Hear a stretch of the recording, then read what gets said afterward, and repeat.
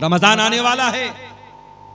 रमजान के बाद एक सदका हम देते हैं, उसको सदका फित्र बोला जाता है। आपके यहां भी सदका फित्री बोलते, कहीं की फितरा भी बोलते हैं। तो ये जो फितरा होता है ये कब देना है? बोलो भाई, ईद की नमाज के पहले देना है या बाद में देना है? पहले देना है।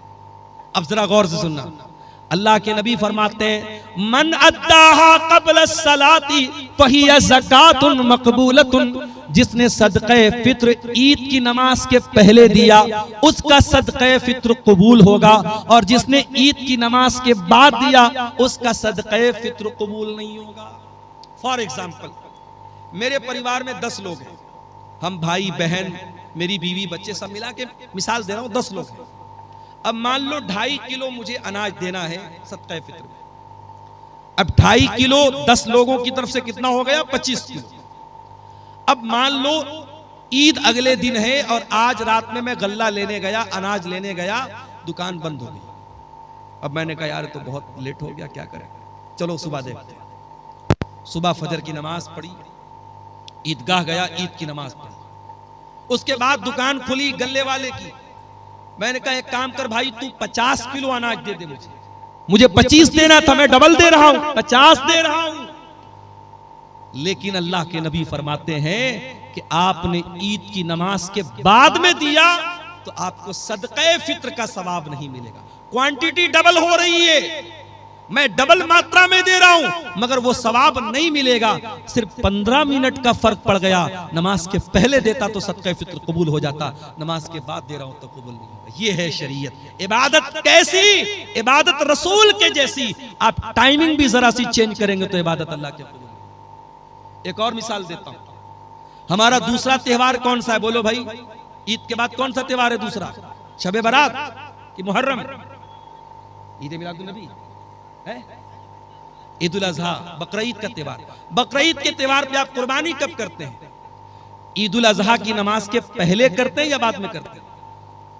कोई पहले करता हो जरा हाथ उठाए। कोई पहले तो नहीं करता ना। अल्लाह के नबी ने फरमाया मन ज़बह क़ब्ल सलात, जिसने कुर्बानी ईद की नमाज के पहले की, जिसने बाद में की, फ़क़त तम्म नुसुकुहु, उसको कुर्बानी का सवाब मिलेगा। और जिसने ईद उल अज़हा की नमाज के पहले कुर्बानी की उसको गोश्त मिलेगा, कुर्बानी का सवाब नहीं।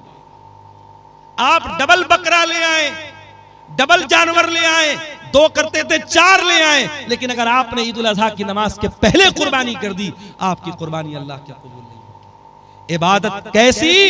इबादत रसूल की जैसी। मकान आपका है, घर आपका है, कोई दूसरा आकर के आपके मकान पे कब्जा कर ले और आपके मकान को अपना मकान कहे, क्या आप गवारा करेंगे?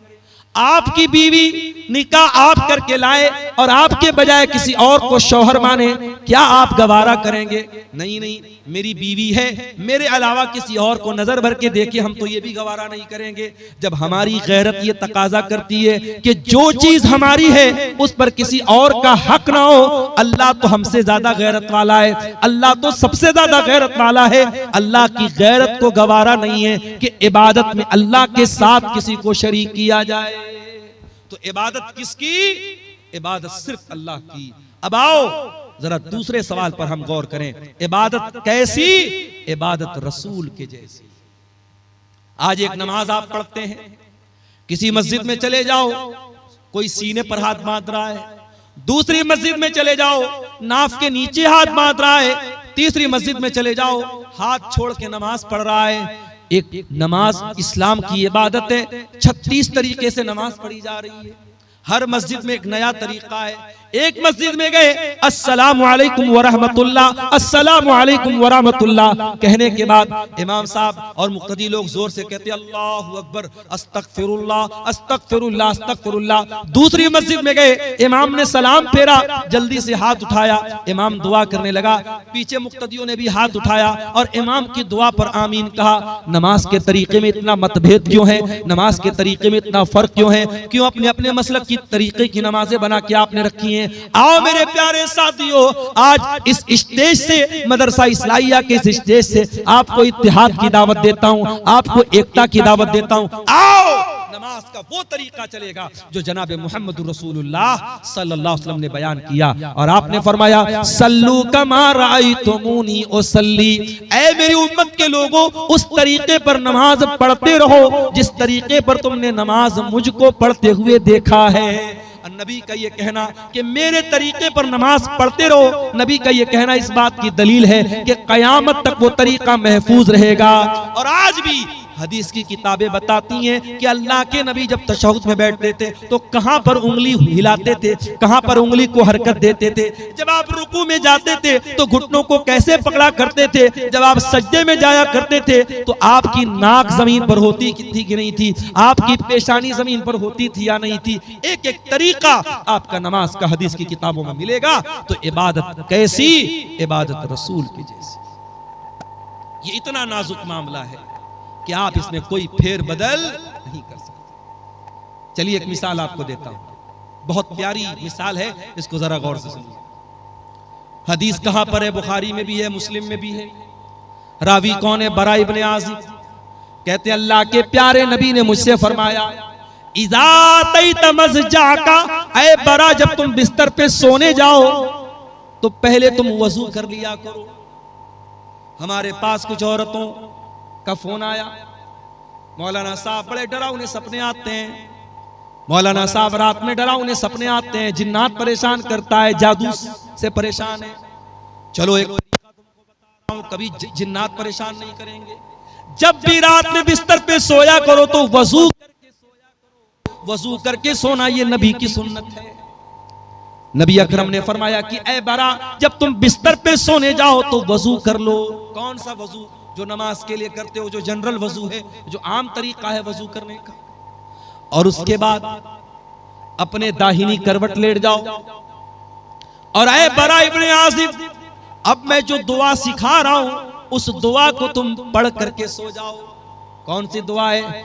अल्लाहुम्मा अस्लम व फव्वस्तु अम्री इलैक व अलजातु ज़हरी इलैक रग़बतन व रहबतन इलैक ला मलजा वला मनजा मिनका इल्ला इलैक आमनतु बिकिताबिकल्लज़ी अंज़लता व बिनबिय्यिकल्लज़ी अरसलता। नबी ने ये दुआ सिखाई। दुआ का मतलब क्या हुआ? यही तो बड़े अफसोस की बात है, हम दुआएं पढ़ते हैं, दुआओं का मतलब भी जानने की कोशिश नहीं करते। कितनी प्यारी दुआ है, अल्लाहुम्मा अस्लम तो नफ्सी इलैक, आय अल्लाह मैं बिस्तर पे सोने जा रहा हूं, नहीं मालूम सुबह जिंदा उठूंगा कि नहीं उठूंगा, आय अल्लाह मैं अपने आप को तेरे हवाले करके जा रहा हूं।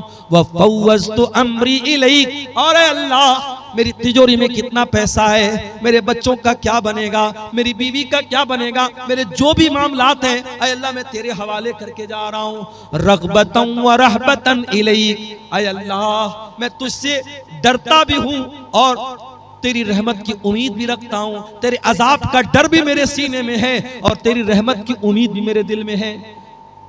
और ऐ अल्लाह आमनतु बि ला मलजा वला मनजा मिनका इल्ला इलैक, ऐ अल्लाह तू जिसको पनाह दे दे, तू जिसको पनाह न दे उसको कोई पनाह देने वाला नहीं, तू जिसको नजात न दे उसको कोई नजात देने वाला नहीं।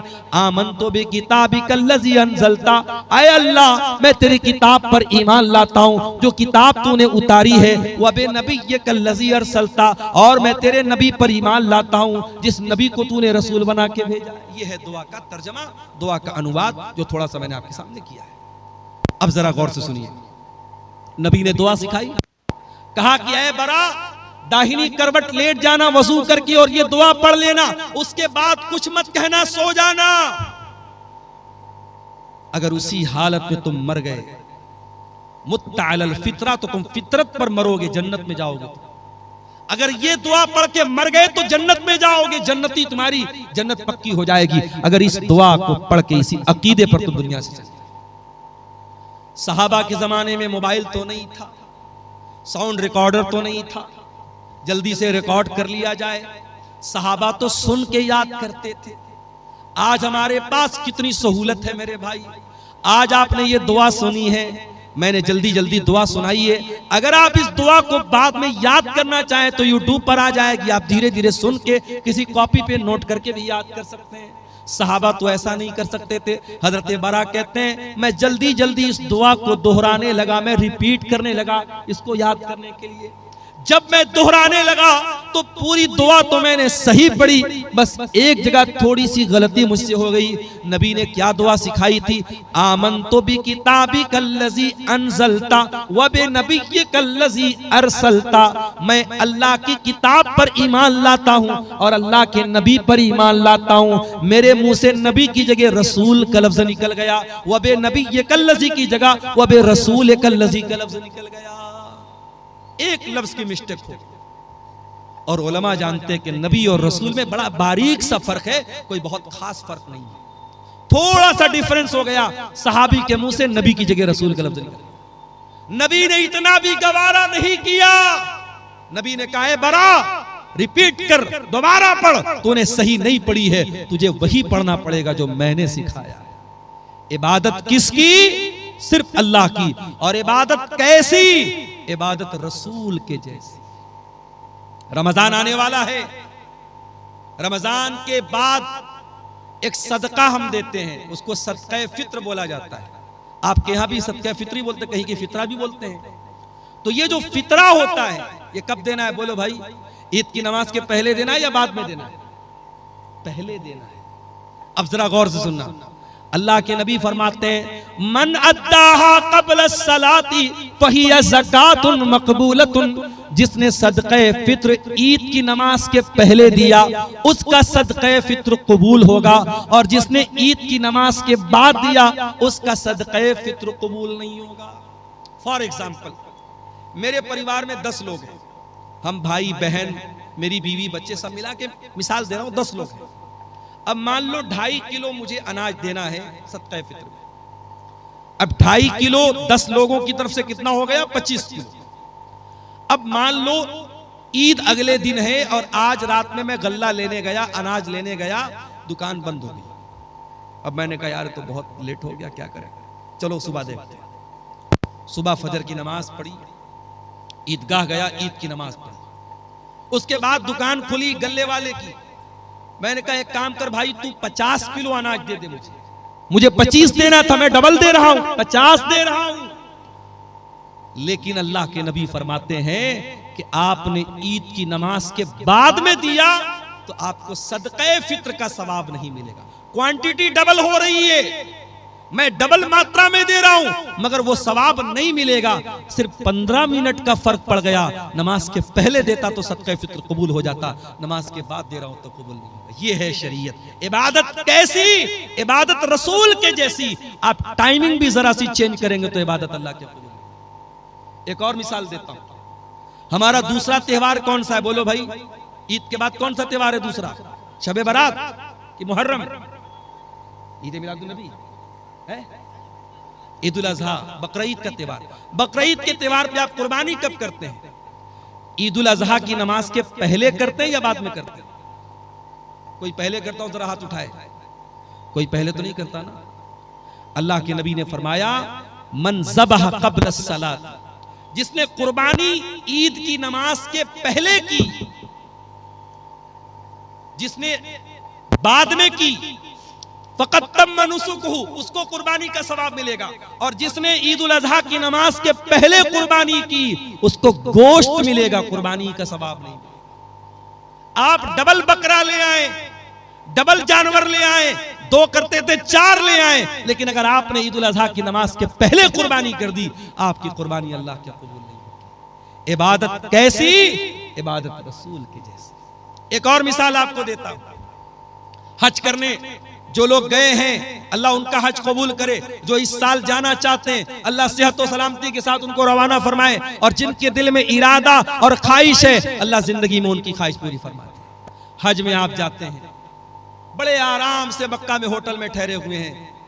पहले आप गए, उमरा कर लिया, उमरा करके आराम से नॉर्मल कपड़ा पहना, आराम से मक्का में होटल में रह रहे। 8 ज़िलहिज्जा की तारीख आई, नबी का हुक्म है 8 ज़िलहिज्जा की जैसे ही तारीख आई, चलो हाजियो एहराम बांधो और मक्का छोड़ के कहां पहुंचो? मिना में। मक्का में आराम से एसी होटल में कमरे में रह रहे थे। मिना में टेंट लगा हुआ है, हजारों लाखों लोग वहां हैं, वहां टेंट में हमको जाके रहना है। और वहां जाके क्या करना है? बस 5 टाइम नमाज पढ़ना है। 4 रकात वाली नमाज को 2 पढ़ना है। वहां कोई काम नहीं, सिर्फ नमाज पढ़ना है।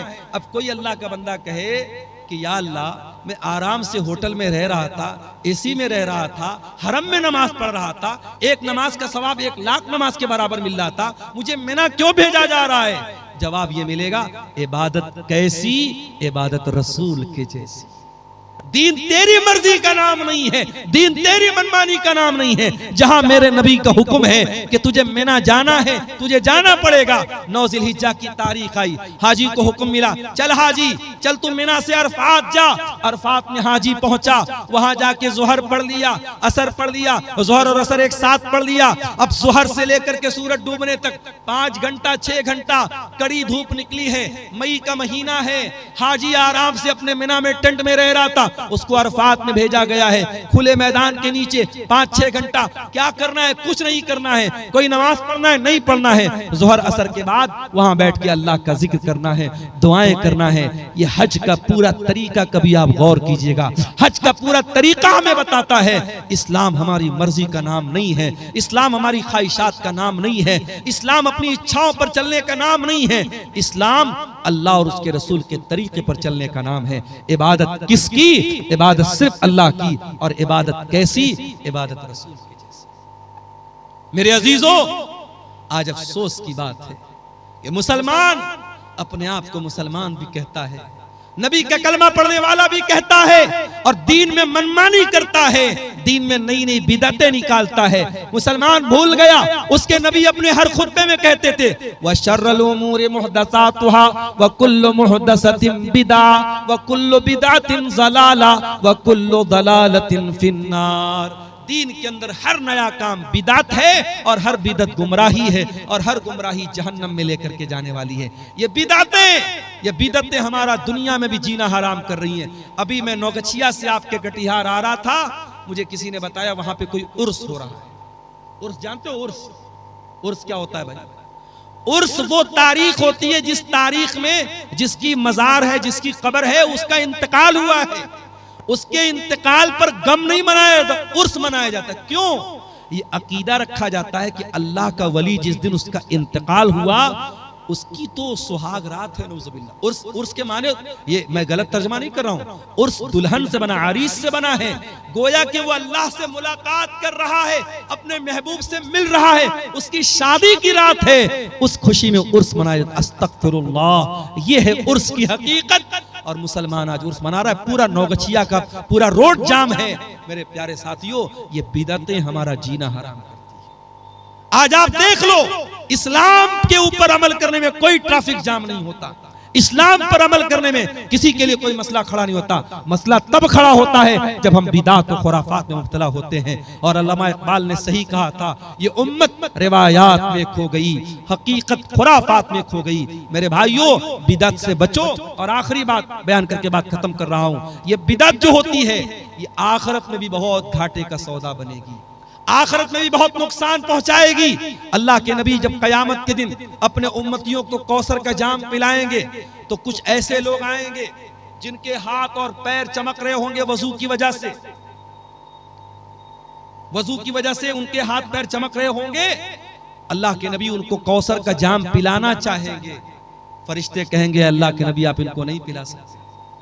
अल्लाह के नबी कहेंगे, ये तो मेरी उम्मत के लोग हैं, ये तो मेरे मानने वाले लोग हैं, मेरा कलमा पढ़ने वाले लोग हैं। आप फरमाएंगे, क्यों इनको मुझे तुम कौसर का पानी नहीं पिलाने दे रहे हो? फरिश्तों, क्या बात है? फरिश्ते क्या जवाब देंगे?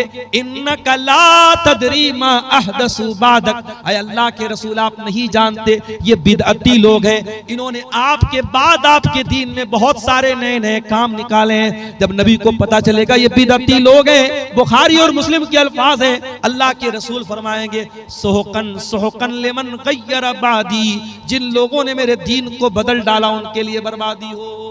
तो बिदअती को कयामत के दिन अल्लाह के नबी भी धक्का देके भगा देंगे, उसको न कौसर का जाम मिलेगा, न अल्लाह की नजात मिलेगी। अल्लाह हम सबको बिदअत और खुराफात से बचाए। ये 2 सवालात आए हैं, इनका जवाब देके मैं इजाजत चाहूंगा। सोने की सही तरीका क्या है, यानी किस तरफ सर करके सोना चाहिए? अगर पश्चिम की तरफ पैर करके सोए तो क्या हो, कोई हरज की बात नहीं। पश्चिम की तरफ पैर करके सोने में कोई हरज की बात नहीं, कोई ऐसी दलील नहीं है कि पश्चिम की तरफ पैर करने से ये किबला की तौहीन होती है। पश्चिम की तरफ सिर्फ आपको पेशाब करने से मना किया गया है, पश्चिम की तरफ आपको पाखाना करने से मना किया गया है। पश्चिम की तरफ आप जब पेशाब पाखाना करें तो ना तो अपना चेहरा करें ना पीठ करें। इसी तरीके से पश्चिम की तरफ थूकने से मना किया गया है, लेकिन पश्चिम की तरफ पैर करके सोने में कोई हरज की बात नहीं है। बल्कि अगर कोई मजबूर आदमी है जो बैठ करके नमाज नहीं पढ़ सकता है, जब वो लेट करके नमाज पढ़ेगा तो उसका पैर किधर होगा?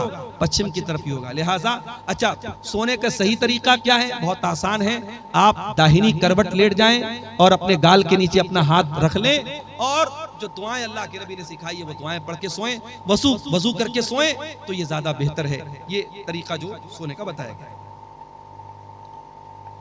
भागलपुर जिला में एक जगह है जिसका नाम बीपुर है, वहाँ पे एक पीर के नाम से मशहूर है। वहाँ पे कटिहार के मुसलमान और भागलपुर के मुसलमान ज्यादातर मन्नत के इरादे से बकरा और मुर्गा चढ़ाने जाते हैं। बिल्कुल गलत है। शब बारात में खूब रोजा रखते हैं जी। देखिए, शबे बारात का रोजा साबित नहीं है, लेकिन हर महीने की चांद की 13, 14, 15 तारीख का अय्याम 20 का रोजा, जो चांदनी रातों का रोजा होता है, वो अल्लाह के नबी रखते थे। तो अगर आप हर महीने रखते थे तो शाबान में भी रखिए। अगर शाबान में आप रखना चाहते हैं 13, 14, 15 का आप रोजा रख सकते हैं, लेकिन खास 15 शाबान का शबे बारात का रोजा बिल्कुल गलत है, उसका कोई सबूत नहीं। इसी तरीके से भी ये जो भाई ने बताया बीरपुर में जाके मुर्गा और बकरा चढ़ा रहे, बिल्कुल गलत है, हराम है। वमा उहिल्ल बिही लिगैरिल्लाह, अल्लाह के सिवा किसी और के नाम से अगर जानवर ज़बा हो रहा है, शिर्क है। न तो उस जानवर का गोश्त खाना जायज है, और ऐसा करना अल्लाह के साथ शिर्क करना है। जिस तरीके से नमाज इबादत है, रोजा इबादत है, उसी तरीके से जानवर ज़बा करना भी इबादत है। जानवर आप सिर्फ अल्लाह के नाम से ही ज़बा कर सकते हैं। इसीलिए जो मैकडॉनल्ड में जाके चिकन खाते हो, पता लगा लो कि वो ज़बा वाला जानवर है कि नहीं है। अगर मैकडॉनल्ड में झटका वाला है या मशीन के जरिए काटा गया जानवर है, अल्लाह का नाम नहीं लिया गया है, तो वो चिकन और मटन आपके लिए खाना जायज नहीं। जहां भी होटल में खाना खाओ, तहकीक कर लो। अगर इत्मीनान नहीं है तो वेज खा लो, नॉन वेज मत खाओ। कोई ऐसा गोश्त मत खाओ जिसके बारे में डाउट है कि उस पर अल्लाह का नाम लिया गया है या नहीं लिया गया है। यही बातें हैं जिन पर मैं आपसे इजाजत चाहता हूँ। अल्लाह से दुआ है रब्बुल आलमीन हम सबको कहने सुनने से ज्यादा अमल की तौफीक अता फरमाए। आमीन व आखिर दावाना अनिल हम्दुलिल्लाहि रब्बिल आलमीन।